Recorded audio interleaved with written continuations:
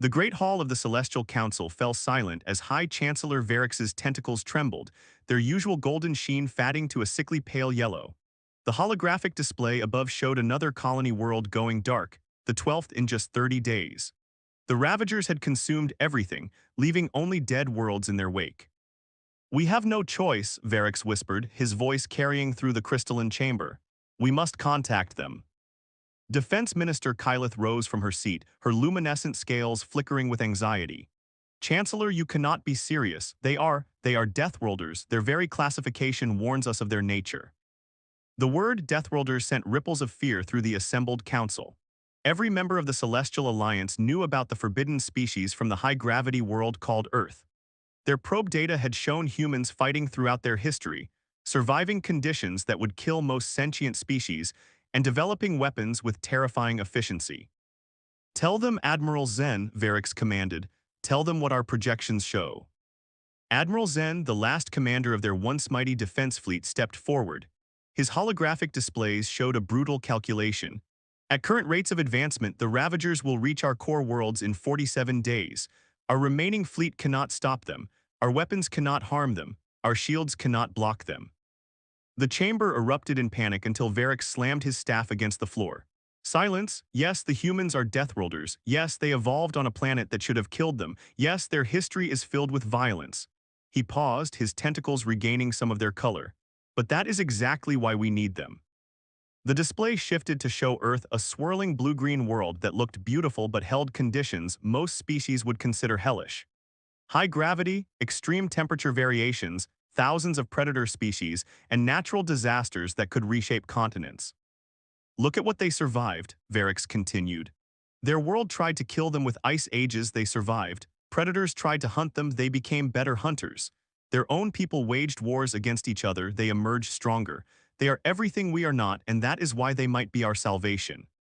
Science Minister Lyra approached the central platform, her crystalline form refracting light nervously.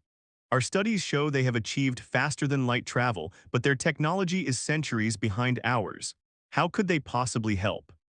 "Because they think like predators," Admiral Zen answered.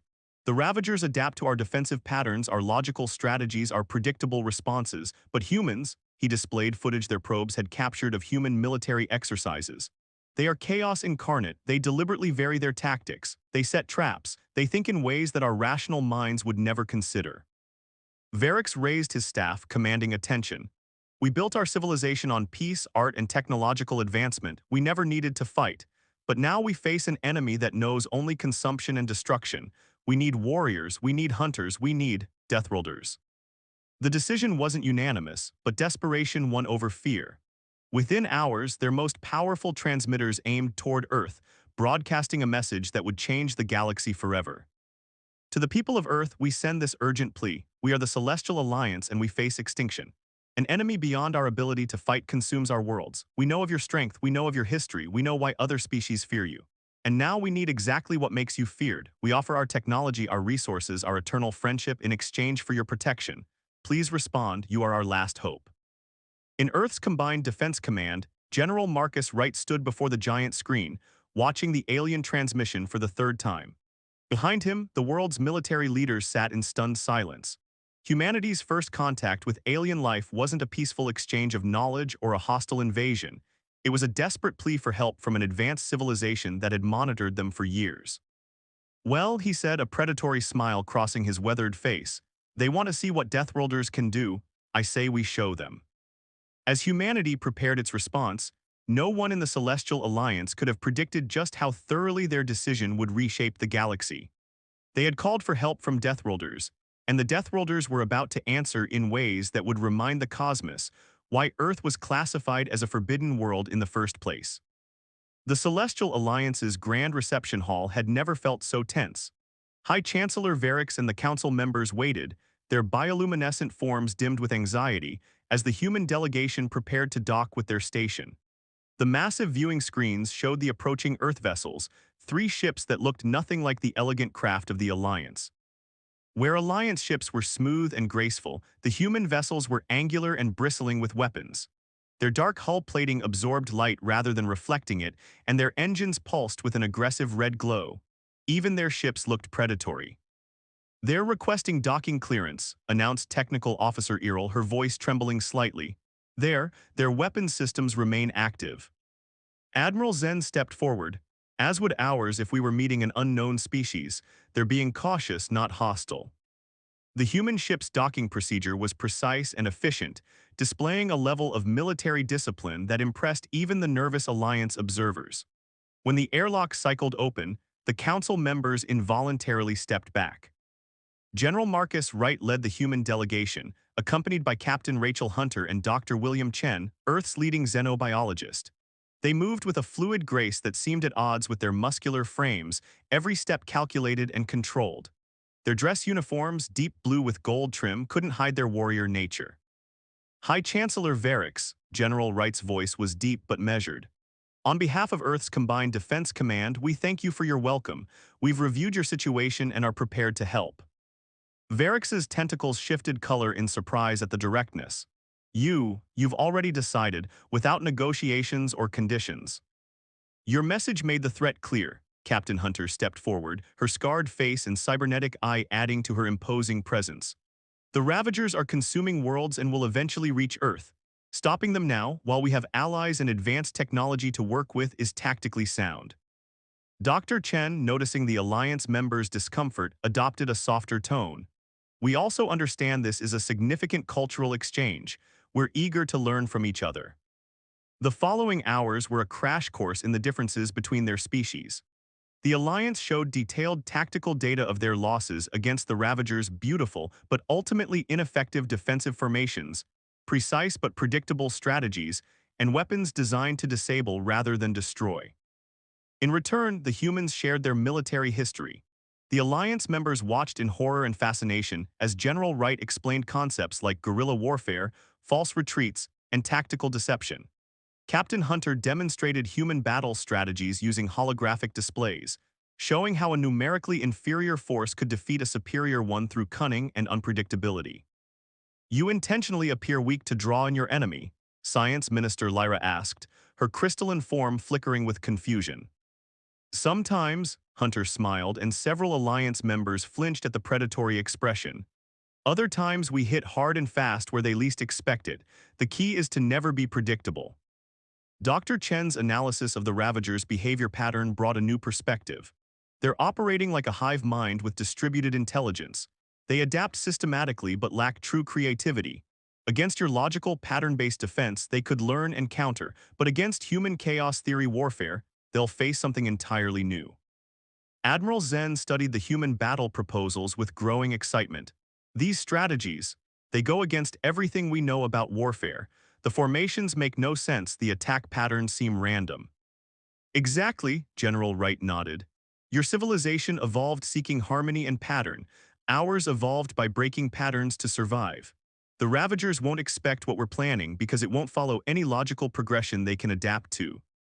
The humans' first request shocked the Council. They wanted to modify Alliance ships with Earth weapon systems. Captain Hunter explained, "Your ships have amazing defensive technology, but their weapons are too precise, too predictable. We need to add some human unpredictability to their capabilities." As engineering teams began the modifications, Dr. Chen worked with Alliance scientists to understand the Ravagers better. Their biological components might make them vulnerable to something your weapons never considered: toxins, viruses, or electromagnetic disruption. We humans have a long history of finding creative ways to kill things. The Alliance members watched in equal parts horror and hope, as their elegant vessels were fitted with human weapons rail guns, plasma torpedoes, and what General Wright called some nasty surprises. The modifications looked crude against the ship's beautiful design, but initial simulations showed combat effectiveness increased by 300%. "We'll have the first joint fleet ready in 7 days, General Wright announced. "We're bringing in our best ship commanders and marine units. The Ravagers think they're apex predators. Wait until they meet humanity's finest hunters." As the humans continued their preparations, Chancellor Varix pulled Admiral Zen aside. "Are we doing the right thing, looking at them, at their weapons, at how easily they think about warfare?"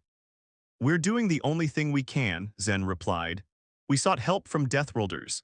Now we must trust that their predatory nature will be our salvation, not our doom." In Earth's orbital shipyards, more vessels were being prepared. The response fleet would be small by Alliance standards, just 50 ships, but each one would carry the best of human military innovation combined with Alliance technology. As Captain Hunter had said in the final briefing, the Ravagers are about to learn why Earth's wildlife evolved to be so dangerous. We had to be even more dangerous to survive. The stage was set. The Deathworlders had answered the call, and they were bringing with them millions of years of predatory evolution and thousands of years of warfare experience. The galaxy was about to witness why Earth had been classified as a forbidden world, and why that classification might just save civilization itself. The bridge of the Earth flagship Nemesis hummed with controlled tension as Captain Rachel Hunter studied the tactical display. The Ravager fleet ahead numbered in the thousands, a writhing mass of biomechanical ships that had already stripped 3 systems bare. Against them stood 40 human-modified Alliance vessels and 10 pure Earth warships. "All ships report ready," Lieutenant Rodriguez announced from his tactical station. "Alliance observers are concerned about the battle plan, Captain." Hunter allowed herself a grim smile. They would be. It goes against everything they know about space combat. She opened a channel to the fleet. "All vessels execute Operation Wolfpack. Hunting groups, you have your targets. Happy hunting." Instead of forming the standard defensive wall the Ravagers had come to expect from Alliance forces, the human-led fleet split into small, irregular groups. The Ravagers' response was immediate. Their massive fleet began shifting to their usual overwhelming assault pattern. "They're taking the bait," General Wright's voice came through from his command vessel. "Alliance observers, watch carefully. You're about to see why Earth predators hunt in packs." The Ravager fleet surged forward, their ships moving in perfect, predictable coordination. Suddenly, the scattered human Alliance vessels executed what would have been impossible with pure Alliance ships. They cut their primary drives and rotated on multiple axes simultaneously, bringing their weapons to bear from completely unexpected angles. "First blood is ours," Hunter announced as the modified Alliance cruisers unleashed their first salvo. Rail guns designed by humans and powered by Alliance energy systems sent hypervelocity rounds tearing through multiple Ravager vessels. The enemy ships, expecting energy weapons they could adapt to, had no defense against simple kinetic penetrators moving at relativistic speeds. "Group 2, execute scatter protocol," Hunter commanded. The designated ships appeared to panic, breaking formation and fleeing in different directions. The Ravagers, programmed to exploit weakness, split their forces to pursue. "Now the trap closes," General Wright transmitted. "All ships execute Operation Piranha." The fleeing vessels suddenly reversed course, their Alliance engines allowing maneuvers that would have crushed human crews without their modified inertial dampeners. The pursuing Ravager ships found themselves caught between the fleeing vessels and the rest of the human fleet, which had swung around in a classic hammer-and-anvil maneuver. "Look at their response," Dr. Chen's excited voice came through on the science channel. "They're trying to adapt, but their adaptations are linear, predictable. They can't comprehend why we're fighting incorrectly according to their tactical databases." The space around them erupted in chaos as human innovation merged with Alliance technology. Ships performed combat maneuvers that defied conventional space combat doctrine. Rail guns fired streams of projectiles, while modified Alliance energy weapons created corridors of destruction. Some human ships deliberately took glancing hits on their reinforced armor to get better firing positions, a tactic that horrified the Alliance observers but proved devastatingly effective. "The second phase," Hunter ordered, "deploy the Hornets." Launching bays opened across the human Alliance fleet, releasing swarms of small, agile fighter craft. These were entirely human designs, built with Alliance technology single-pilot vessels that flew like angry insects, darting through the Ravager formation and striking vital points with surgical precision. By the first light, an Alliance observer breathed watching the tactical display. "They're flying directly into the enemy formation. It's suicide." "No," Hunter corrected, "it's hunting. Watch and learn why Earth's apex predators don't always go for the kill shot first." The fighter pilots, drawing on centuries of air combat doctrine translated to space, demonstrated why humans had mastered three-dimensional combat long before reaching the stars. They flew in patterns that looked chaotic but were carefully coordinated, herding Ravager ships into killing zones where the capital ship's main guns waited. "Multiple Ravager ships showing signs of confusion," Rodriguez reported. "Their formation is breaking down. They can't establish a pattern to our attacks because there isn't one to find." The battle continued for hours, but its outcome was never in doubt. Human unpredictability combined with Alliance technology proved to be a devastating combination. When the last Ravager ship fell, the Alliance observers were silent, processing what they had witnessed. This, General Wright addressed the fleet, is just the beginning. We've shown them something new, something they can't easily adapt to. But humans have been hunting since we first picked up stones as weapons. We have many more surprises for them. In the aftermath, as damage reports came in, Captain Hunter met with the Alliance representatives aboard the Nemesis. Their crystalline forms showed signs of both awe and fear. Your tactics, one observer said they were, savage, primitive, but undeniably effective. Hunter nodded. Humanity learned warfare from predators, then spent millennia improving on their techniques. We learned that sometimes the best way to defeat a superior force is to make them fight in ways they never evolved to handle. The Alliance members watched as human repair crews swarmed over damaged ships, already modifying and improving their weapons based on battle performance. This, too, was something new to them, the human drive to constantly adapt and improve their killing efficiency. The Ravagers will analyze this battle, Dr. Chen noted, joining them. They'll try to adapt, but they'll be looking for patterns for logic. They won't find any because next time we'll fight differently. That's the real advantage of being from a death world. We learned long ago that survival means never being predictable. As the fleet regrouped and prepared for their next engagement, news of the victory spread through Alliance space. For the first time since the Ravager threat emerged, there was hope. They had unleashed the Deathworlders, and the galaxy was witnessing why Earth's predatory nature was both feared and now desperately needed. The hunt had begun, and humanity was just warming up. The war room aboard the Celestial Alliance station had transformed under human influence. Gone were the elegant holographic displays showing neat battle formations. Instead, the walls were covered with tactical overlays, behavior pattern analyses, and what General Wright called hunting maps. In the center, Captain Hunter stood with Dr. Chen, presenting their latest findings to a mixed Human Alliance command staff. The Ravagers are learning, Hunter explained, manipulating a 3D display of their recent encounters.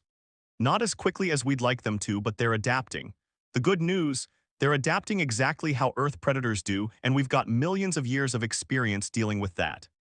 Dr. Chen stepped forward, his hands moving through the holographic data. Look at their attack patterns from the last 3 engagements. They're trying to mimic our unpredictability, but they're doing it systematically. It's like watching an AI try to generate random numbers, it's still following underlying patterns. Fascinating, Science Minister Lyra interjected, her crystalline form shimmering with interest. They're attempting to evolve, but their core programming constrains them, just as Earth's predators were constrained by their evolutionary paths. Exactly, Hunter smiled, and this time the Alliance members didn't flinch at the predatory expression. They'd learned it meant she'd spotted an advantage. And that's why our next operation is based on something very old, how primitive humans hunted cats. The tactical display shifted to show a new fleet formation. General Wright took over the explanation. Big cats were ambush predators. They'd hide, wait for prey to come close, then strike with overwhelming force. Sound familiar? Admiral Zen's tentacles rippled with recognition. The Ravagers' new tactics, they're trying to copy our ambush strategies. But they're doing it wrong, Hunter continued. Earth's ambush predators developed their tactics over millions of years. The Ravagers are trying to learn it in weeks, so we're going to teach them why that's a mistake. The plan they unveiled was audacious. The Human Alliance fleet would split into 3 groups. The first would appear vulnerable, drawing the Ravagers into their ambush positions. The second would counter-ambush the ambushers, a tactic humans had perfected while hunting big cats that tried to hunt them. The third group would execute what Hunter called the Extinction Protocol. We've modified 20 Alliance ships with a new weapon system, Dr. Chen explained, bringing up the technical specifications. The Ravagers communicate through quantum entanglement, untraceable and unblockable by conventional means. But thanks to Alliance technology and human ingenuity, we've found a way to poison their network. The weapon was a perfect fusion of human and Alliance thinking. Alliance quantum technology combined with human electronic warfare concepts would inject chaos into the Ravagers' command structure. Not enough to destroy them directly, but enough to make them turn their own deadly efficiency against themselves. This is barbaric, one Alliance commander protested.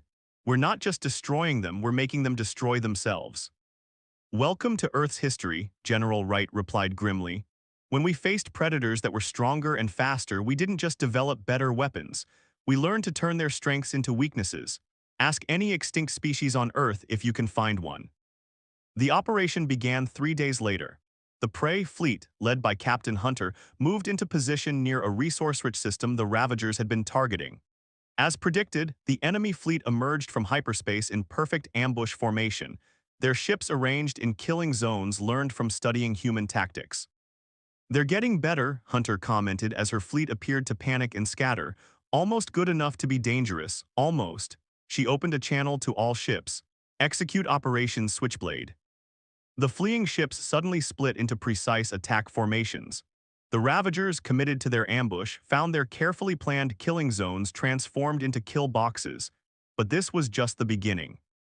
The Second Fleet, emerging from behind a nearby moon's magnetic field, caught the Ravagers in a classic prehistoric human hunting maneuver, driving them toward natural barriers where their numbers worked against them.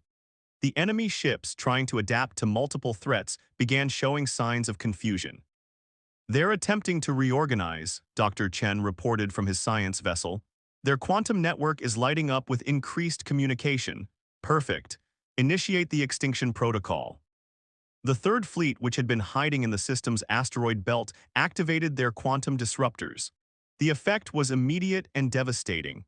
Ravager ships began firing on each other, their coordinated movements becoming erratic and self-destructive.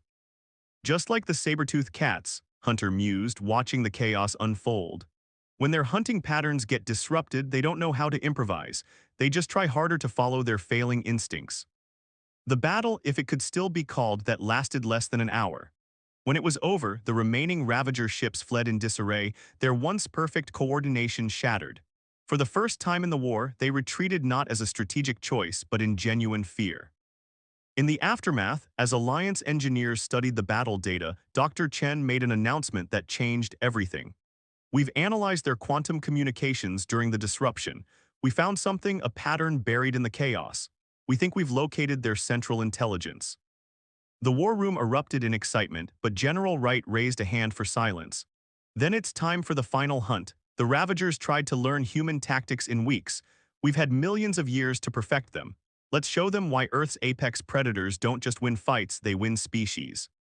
As the combined fleet prepared for their final operation, Alliance observers noted a change in their human allies.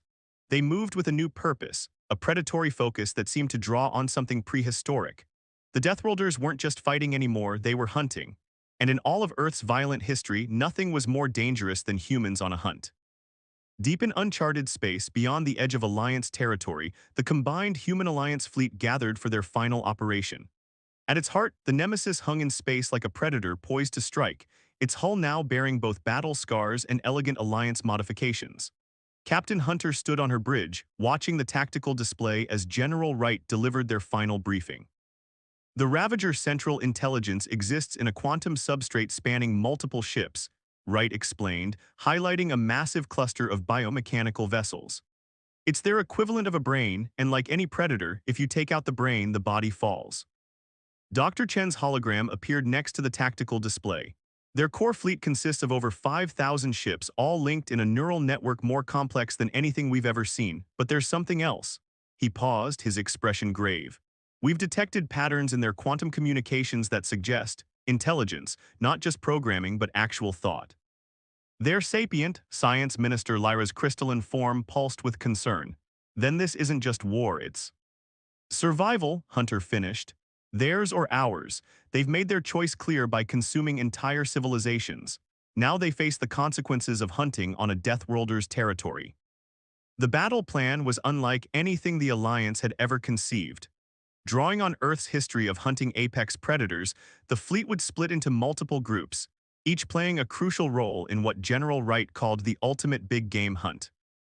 The first wave began with Alliance ships broadcasting a signal that Dr. Chen had developed, a quantum pulse that mimicked rich resource deposits. The Ravager fleet responded exactly as predicted, their hunger for resources overriding their tactical caution. "Just like baiting a trap," Hunter commented as the enemy fleet began to move. "Doesn't matter if it's a bear or a space-faring hive-mind, predators can't resist easy prey when they're hungry."